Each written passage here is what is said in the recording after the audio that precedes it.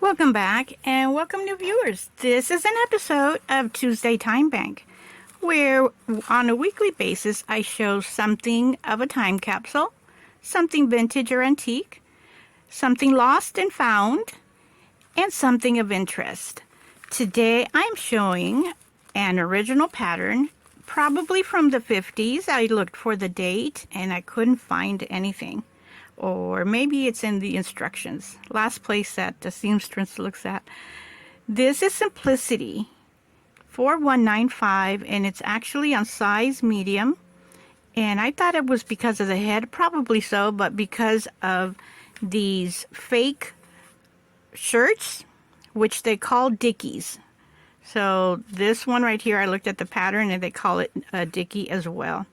So this is fun to see what they used back in the day, probably to enhance someone's wardrobe, obviously, but to change it as well. Isn't this beautiful? And these right here, I always like to imagine how things were back then, having just a shirt to put over to have a different look, to have maybe special fabrics like silk and or maybe taffeta. Well, not necessarily taffeta, but definitely this one looks like it's taffeta. Do you see within the lithograph artwork that it has a little bit of texture? So I'm thinking probably that's what happened here. And I do know that I love in the 50s, one of the things that I love in the 50s are the cardigans. The cardigans back then had were made out of very fine material, maybe some Angora, or nowadays I love cardigans that had very soft feel. But I'm talking about the 90s when I was buying for myself. And this hat right here is just so lovely. Look at the back. And I'm going to put it over here because I looked at the back of the pattern, and you get to see on all patterns, you get to see the front and the back. Over here, we're looking at what looks like the back.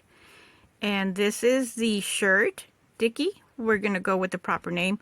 This right here is how the hat looks like. So we have like a tip of a fingernail, if you will, with the strap or ribbon to tie in the back, and that's what we're looking right over here. And my thought, by doing this and doing it for an adult or a woman, I'm going to have the technique to be able to design it for Blythe. I really love this. I've been looking for hats for Blythe, and typically you see what you always see. This is something that I'm so interested in starting and doing.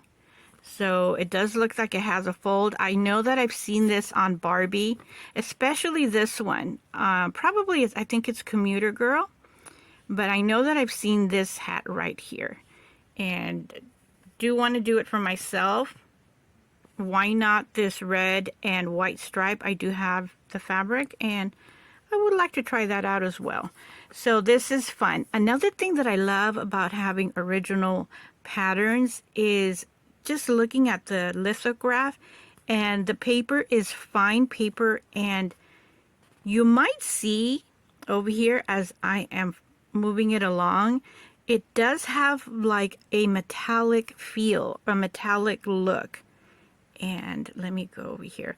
But one of the fun things about this is it reminds me of the Dick and Jane books in grade school.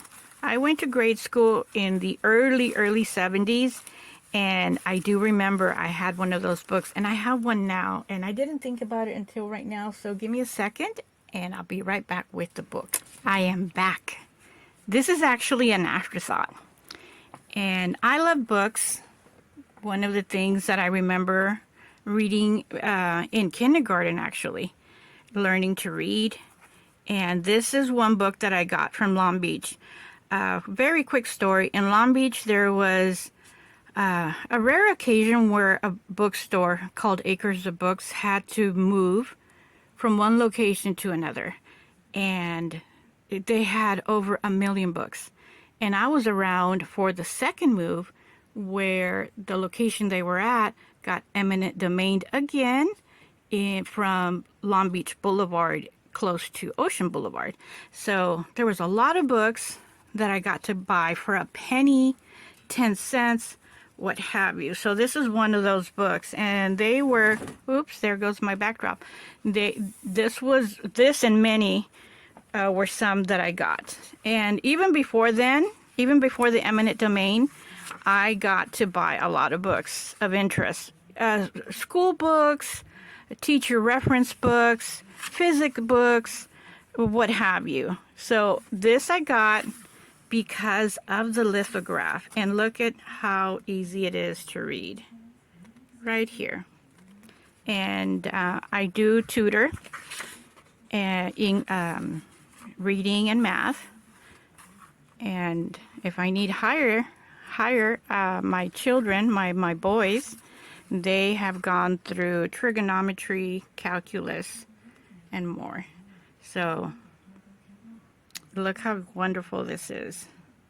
So love the lithograph and this artwork with the ladies. And this book itself reminds me of the Dick and Jane books that I got to read. So I got this for memory, for reference of my childhood. And this is Billy and His Friends. So the wonderful little kindergarten book, first grader book that I have here, and bringing me back to this reference. I hope you liked today's Tuesday Time Bank. I know it's oddly connected, and this is an afterthought right here, but happy that I have it around. Please don't forget to give me a thumbs up, a comment, and a share. Shares are helping my channel grow, and that's what I'm working on each moment of the day. Have a great one. Everybody be safe. Stay hydrated. We're in the mid of September, so it's a very hot month. And we will see you next week. Next week I will have the Victorian era little boy doll clothes. I had a little bit of trouble because I don't have any boy dolls of 18-inch. So I have to do a little bit of maneuvering so that I can have a boy doll as a model for those clothings. We will have that next week. That's a treat. I just didn't want to show you one part. We'll see you next week, everybody. And I will leave a link if you don't know what I'm talking about. I had some vintage patterns of Victorian era design, and that way you get to see what that is all about. See you next week, everybody. Bye.